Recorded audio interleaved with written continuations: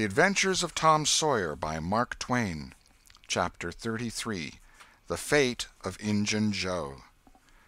Within a few minutes the news had spread, and a dozen skiff-loads of men were on their way to McDougal's cave, and the ferry-boat, well filled with passengers, soon followed. Tom Sawyer was in a skiff that bore Judge Thatcher. When the cave door was unlocked, a sorrowful sight presented itself in the dim twilight of the place.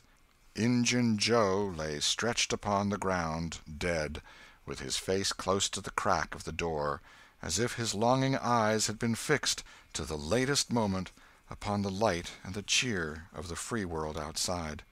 Tom was touched, for he knew by his own experience how this wretch had suffered. His pity was moved, but nevertheless he felt an abounding sense of relief and security now, which revealed to him in a degree which he had not fully appreciated before how vast a weight of dread had been lying upon him since the day he lifted his voice against this bloody-minded outcast. Injun Joe's bowie-knife lay close by, its blade broken in two. The great foundation beam of the door had been chipped and hacked through with tedious labor. Useless labor, too, it was, for the native rock formed a sill outside it, and upon that stubborn material the knife had wrought no effect. The only damage done was to the knife itself. But if there had been no stony obstruction there, the labor would have been useless still, for if the beam had been wholly cut away, Injun Joe could not have squeezed his body under the door, and he knew it. So he had only hacked that place in order to be doing something, in order to pass the weary time, in order to employ his tortured faculties. Ordinarily one could find half a dozen bits of candle stuck around in the crevices of this vestibule, left there by tourists, but there were none now. The prisoner had searched them out and eaten them. He had also contrived to catch a few bats, and these also he had eaten, leaving only their claws. The poor unfortunate had starved to death. In one place near at hand a stalagmite had been slowly growing up from the ground for ages, builded by the water drip from a stalactite overhead. The captive had broken off the stalagmite, and upon the stump had placed a stone, wherein he had scooped a shallow hollow to catch the precious drop that fell once in every 3 minutes, with the dreary regularity of a clock-tick, a dessert-spoonful once in 24 hours. That drop was falling when the pyramids were new, when Troy fell, when the foundations of Rome were laid, when Christ was crucified, when the Conqueror created the British Empire, when Columbus sailed, when the massacre at Lexington was news. It is falling now. It will still be falling when all these things shall have sunk down the afternoon of history and the twilight of tradition, and been swallowed up in the thick night of oblivion. Has everything a purpose and a mission? Did this drop fall patiently during 5,000 years to be ready for this flitting human insect's need? And has it another important object to accomplish 10,000 years to come? No matter. It is many and many a year since the hapless half-breed scooped out the stone to catch the priceless drops, but to this day the tourist stares longest at that pathetic stone and that slow-dropping water when he comes to see the wonders of McDougal's cave. Injun Joe's cup stands first in the list of the cavern's marvels. Even Aladdin's palace cannot rival it. Injun Joe was buried near the mouth of the cave, and people flocked there in boats and wagons from the towns and from all the farms and hamlets for 7 miles around. They brought their children and all sorts of provisions, and confessed that they had had almost as satisfactory a time at the funeral as they could have had at the hanging. This funeral stopped the further growth of one thing, the petition to the governor for Injun Joe's pardon. The petition had been largely signed, many tearful and eloquent meetings had been held, and a committee of sappy women been appointed to go in deep mourning and wail around the governor, and implore him to be a merciful ass and trample his duty under foot. Injun Joe was believed to have killed 5 citizens of the village, but what of that? If he had been Satan himself, there would have been plenty of weaklings ready to scribble their names to a pardon petition and drip a tear on it from their permanently impaired and leaky waterworks. The morning after the funeral, Tom took Huck to a private place to have an important talk. Huck had learned all about Tom's adventure from the Welshman and the widow Douglas by this time, but Tom said he reckoned there was one thing they had not told him. That thing was what he wanted to talk about now. Huck's face saddened. He said, I know what it is. You got into number 2 and never found anything but whiskey. Nobody told me it was you, but I just knowed it must have been you soon as I heard about that whiskey business. And I knowed you hadn't got the money because you'd have got at me some way or other and told me even if you was mum to everybody else. Tom, something's always told me we'd never get hold of that swag." "Why, Huck, I never told on that tavern keeper. You know his tavern was all right the Saturday I went to the picnic. Don't you remember you was to watch there that night?" "Oh, yes. Why, it seems about a year ago. It was that very night that I followed Injun Joe to the Widder's." "You followed him?" "Yes, but you keep mum. I reckon Injun Joe's left friends behind him, and I don't want them soring on me and doing me mean tricks. If it hadn't been for me he'd be down in Texas now, all right." Then Huck told his entire adventure in confidence to Tom, who had only heard of the Welshman's part of it before.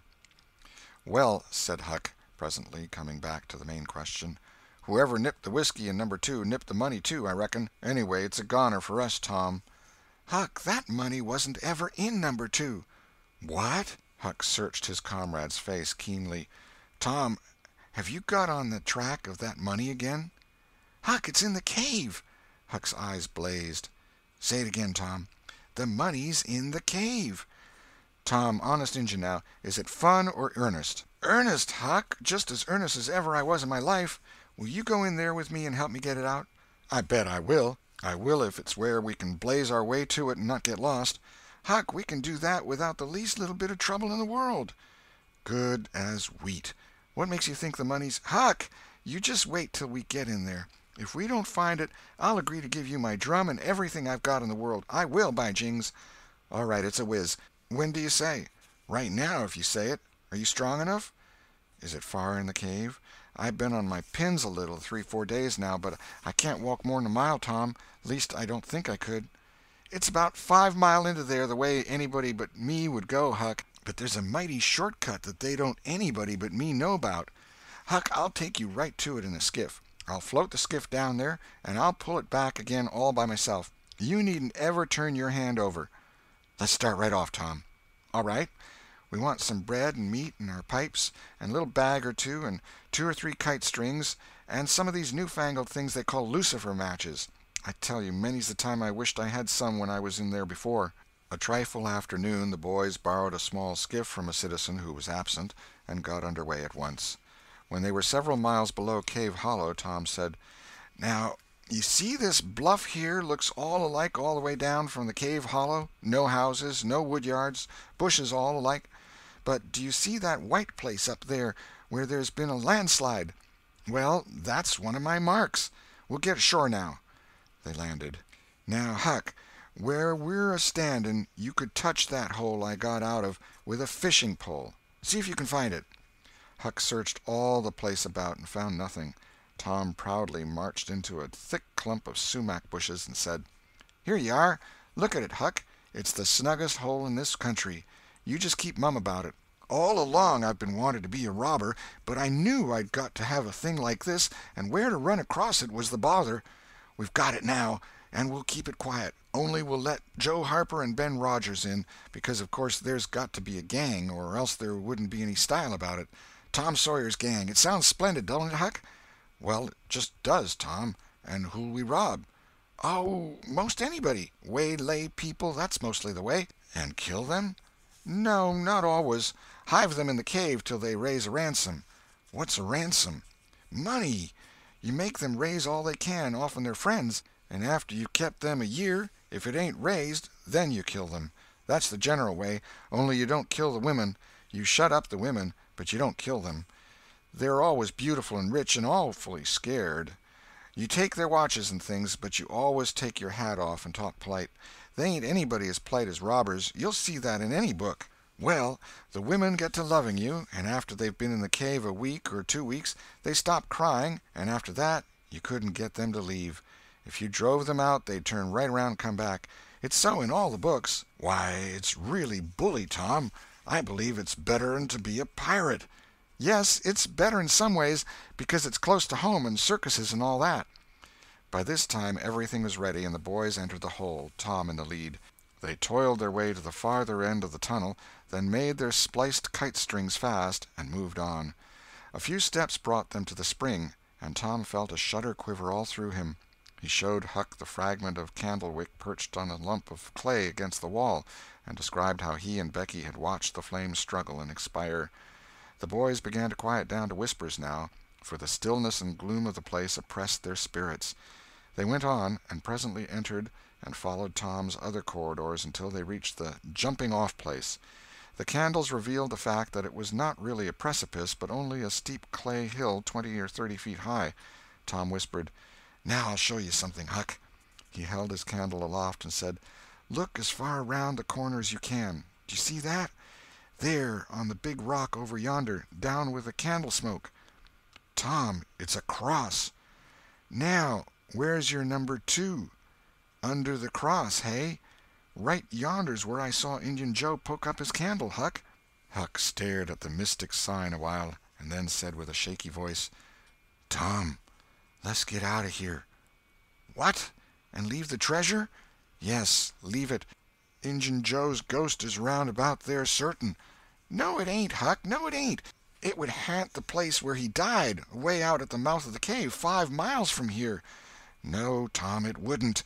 It would hang around the money. I know the ways of ghosts, and so do you." Tom began to fear that Huck was right. Misgivings gathered in his mind, but presently an idea occurred to him. "Look here, Tuck, what fools we're making of ourselves. Injun Joe's ghost ain't a-going to come round where there's a cross." The point was well taken. It had its effect. "Tom, I didn't think of that. But that's so. It's luck for us, that cross is. I reckon we'll climb down there and have a hunt for that box." Tom went first, cutting rude steps in the clay hill as he descended. Huck followed. 4 avenues opened out of the small cavern which the great rock stood in. The boys examined 3 of them with no result. They found a small recess in the one nearest the base of the rock, with a pallet of blankets spread down in it. Also an old suspender, some bacon rind, and the well-gnawed bones of 2 or 3 fowls. But there was no money-box. The lads searched and researched this place, but in vain. Tom said, "He said under the cross. Well, this comes nearest to being under the cross. It can't be under the rock itself, because that's set solid on the ground." They searched everywhere once more, and then sat down discouraged. Huck could suggest nothing. By and by Tom said, "Looky here, Huck, there's footprints and some candle grease on the clay about one side of this rock, but not on the other sides. Now, what's that for?" "I bet you the money is under the rock. I'm going to dig in the clay." "That ain't no bad notion, Tom," said Huck with animation. Tom's real Barlow was out at once, and he had not dug 4 inches before he struck wood. "Hey, Huck, you hear that?" Huck began to dig and scratch now. Some boards were soon uncovered and removed.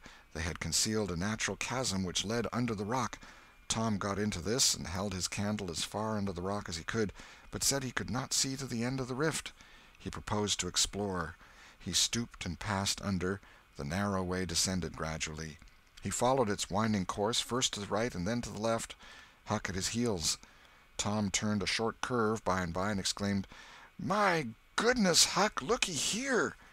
It was the treasure box, sure enough, occupying a snug little cavern, along with an empty powder keg, a couple of guns in leather cases, 2 or 3 pairs of old moccasins, a leather belt, and some other rubbish well soaked with the water drip. "Got it at last," said Huck, plowing among the tarnished coins with his hands. "My, but we're rich, Tom." "Huck, I always reckoned we'd get it. It's just too good to believe, but we have got it, sure.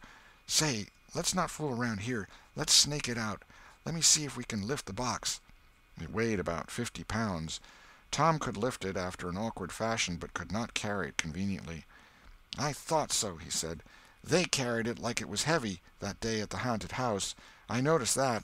I reckon I was right to think of fetching the little bags along." The money was soon in the bags, and the boys took it up to the cross rock. "Now let's fetch the guns and things," said Huck. "No, Huck, leave them there. They're just the tricks to have when you go to robbing.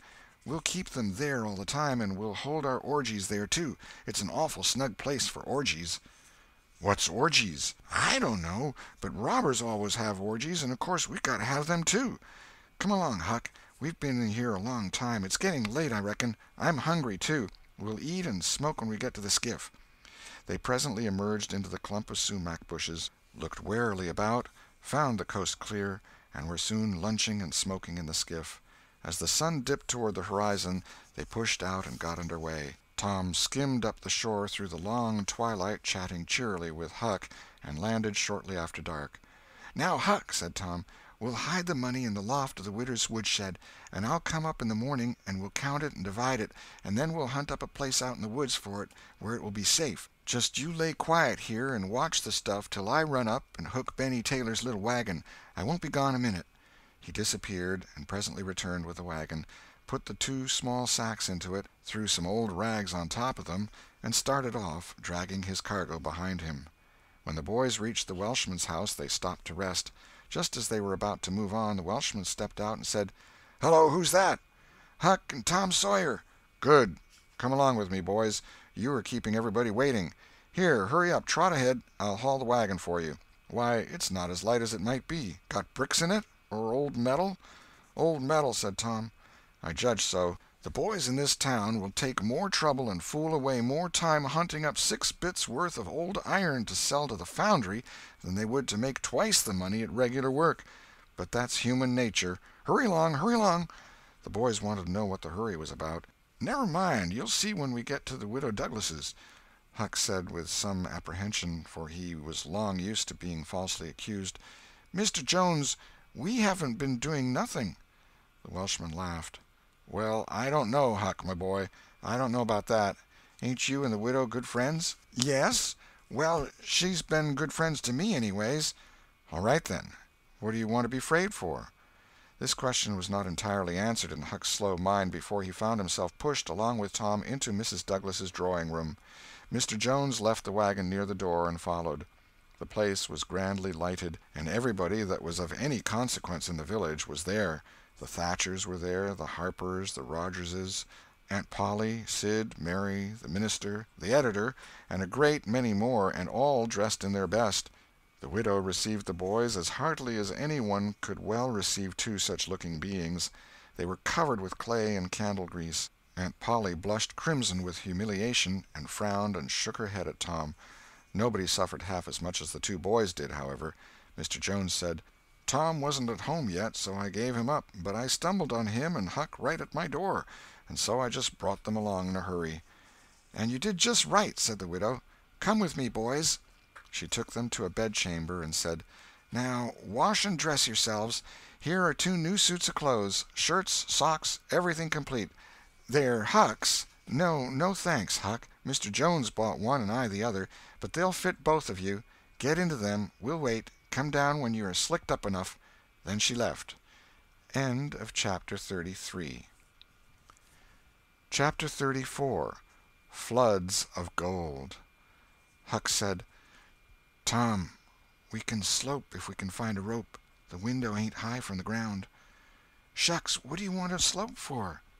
"Well, I ain't used to that kind of crowd. I can't stand it. I ain't going down there, Tom." "Oh, bother, it ain't anything. I don't mind it a bit. I'll take care of you." Sid appeared. "Tom," said he, "Auntie has been waiting for you all the afternoon. Mary got your Sunday clothes ready, and everybody's been fretting about you.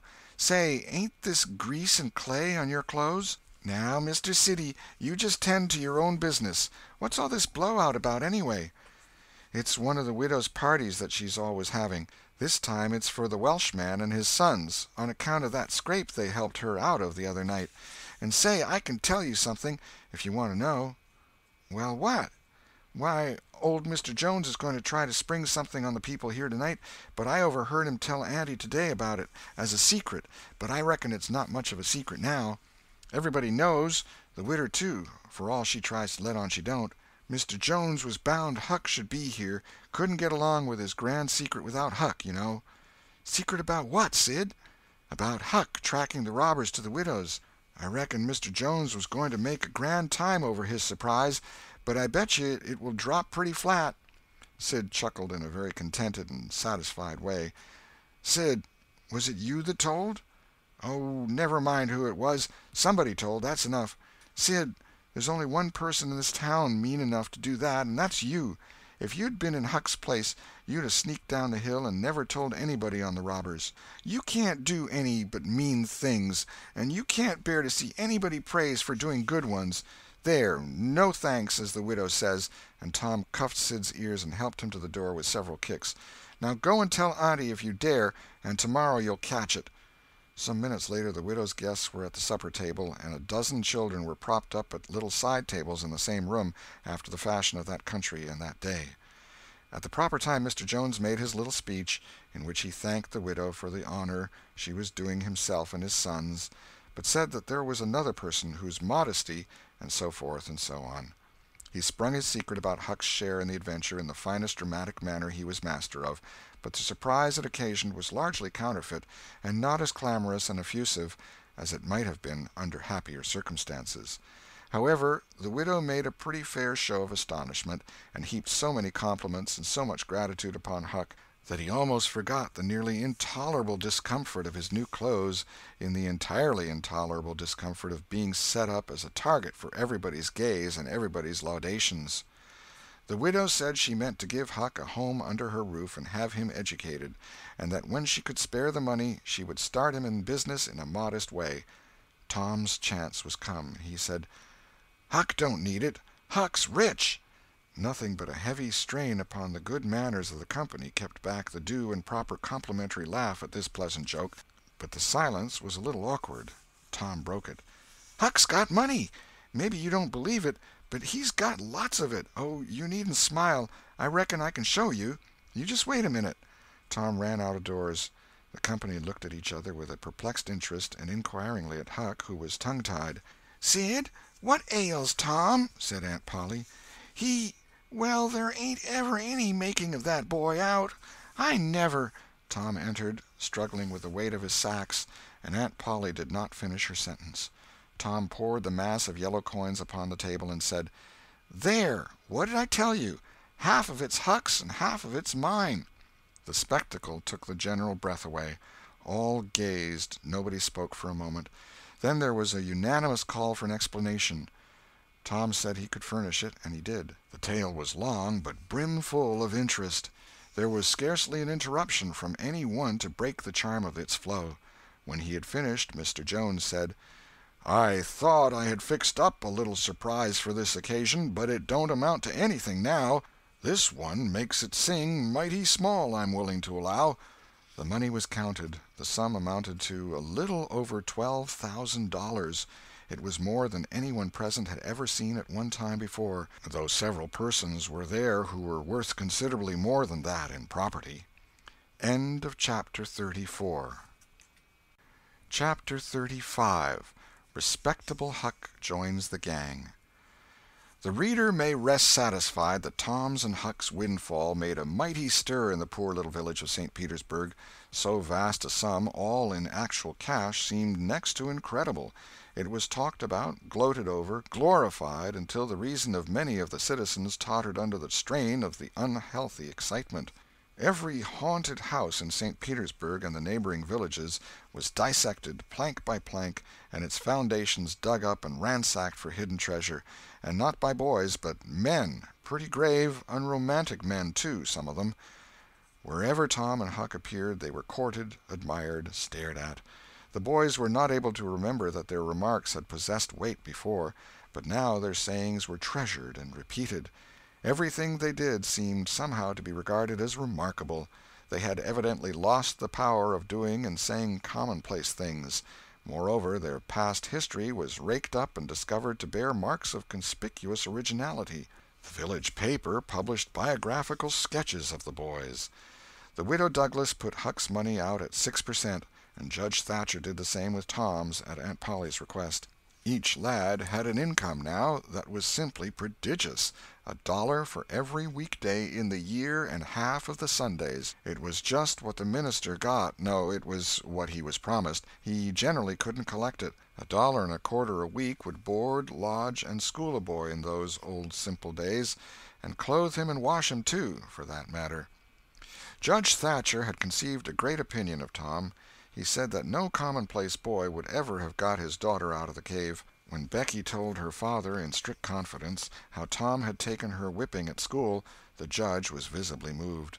And when she pleaded grace for the mighty lie which Tom had told in order to shift that whipping from her shoulders to his own, the judge said with a fine outburst that it was a noble, a generous, a magnanimous lie, a lie that was worthy to hold up its head and march down through history breast to breast with George Washington's lauded truth about the hatchet. Becky thought her father had never looked so tall and so superb as when he walked the floor and stamped his foot and said that. She went straight off and told Tom about it. Judge Thatcher hoped to see Tom a great lawyer or a great soldier some day. He said he meant to look to it that Tom should be admitted to the National Military Academy and afterward trained in the best law school in the country, in order that he might be ready for either career or both. Huck Finn's wealth and the fact that he was now under the Widow Douglas's protection introduced him into society, no, dragged him into it, hurled him into it, and his sufferings were almost more than he could bear. The widow's servants kept him clean and neat, combed and brushed, and they bedded him nightly in unsympathetic sheets that had not one little spot or stain which he could press to his heart and know for a friend. He had to eat with knife and fork, and had to use napkin, cup, and plate. He had to learn his book. He had to go to church. He had to talk so properly that speech was become insipid in his mouth. Whithersoever he turned, the bars and shackles of civilization shut him in and bound him hand and foot. He bravely bore his miseries 3 weeks, and then one day turned up missing. For 48 hours the widow hunted for him everywhere in great distress. The public were profoundly concerned. They searched high and low. They dragged the river for his body. Early the third morning Tom Sawyer wisely went poking among some old empty hogsheads down behind the abandoned slaughterhouse, and in one of them he found the refugee. Huck had slept there. He had just breakfasted upon some stolen odds and ends of food, and was lying off now in comfort with his pipe.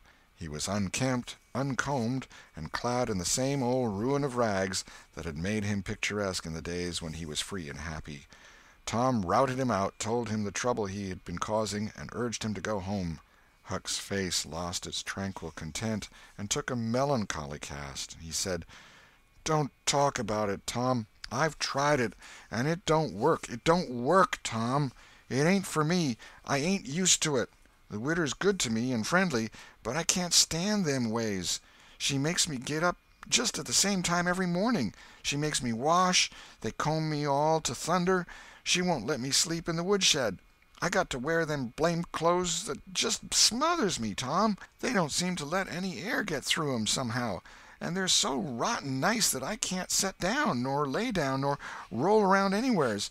I ain't slid on a cellar door for, well, it 'pears to be years.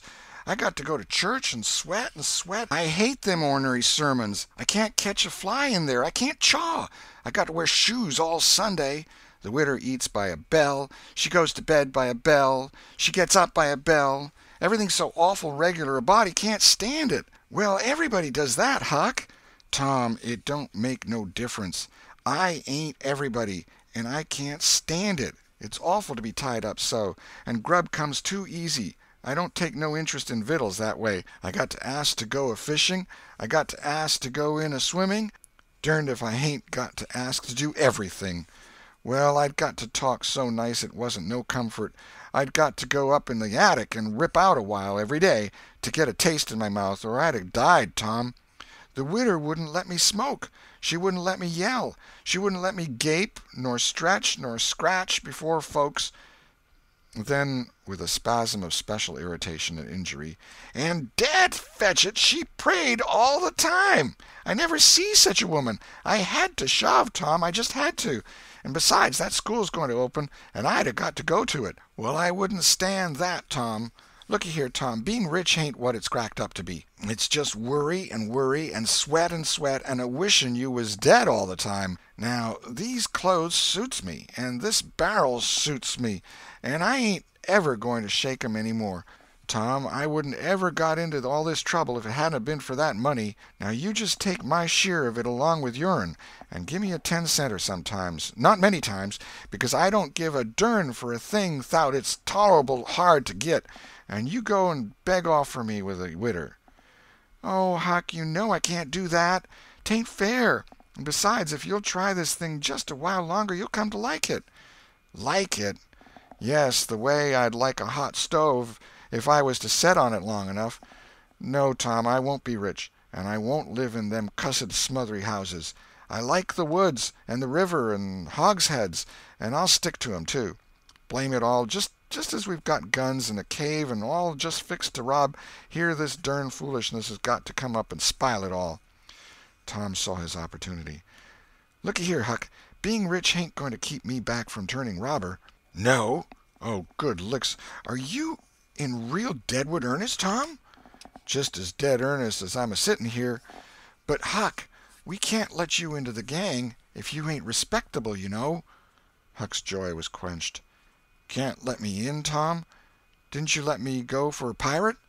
"Yes, but that's different. A robber is more high-toned than what a pirate is, as a general thing. In most countries they're awful high up in the nobility, dukes and such. Now, Tom, hain't you always been friendly to me? You wouldn't have shut me out, would you, Tom? You wouldn't do that, now, would you, Tom?" "Huck, I wouldn't want to, and I don't want to, but what would people say? Why, they'd say, 'Humph, Tom Sawyer's gang, pretty low characters in it.' They'd mean you, Huck. You wouldn't like that, and I wouldn't." Huck was silent for some time, engaged in a mental struggle, and finally he said, "Well, I'll go back to the widder for a month and tackle it and see if I can come to stand it, if you'll let me belong to the gang, Tom." "All right, Huck, it's a whiz. Come along, old chap, and I'll ask the widder to let up on you a little, Huck." "Will you, Tom, now, will you? That's good. If she'll let up on some of the roughest things, I'll smoke private and cuss private and crowd through or bust. When you going to start the gang and turn robbers?" "Oh, right off. We'll get the boys together and have the initiation tonight, maybe." "Have the which?" "Have the initiation." "What's that?" "It's to swear to stand by one another and never tell the gang's secrets, even if you're chopped all to flinders, and kill anybody and all his family that hurts one of the gang." "That's gay. That's mighty gay, Tom, I tell you." "Well, I bet it is. And all that swearing's got to be done at midnight in the lonesomest, awfulest place you can find. A haunted house is the best, and they're all ripped up now." "Well, midnight's good, anyway, Tom." "Yes, so it is. And you've got to swear on a coffin and sign it with blood." "Now that's something like. Why, it's a million times bullier than pirating. I'll stick to the widder till I rot, Tom, and if I get to be regular ripper of a robber, and everybody talking about it, I reckon she'll be proud she snaked me in out of the wet." Conclusion. So endeth this chronicle. It being strictly a history of a boy, it must stop here. The story could not go much further without becoming the history of a man. When one writes a novel about grown people, he knows exactly where to stop, that is, with a marriage. But when he writes of juveniles, he must stop where he best can.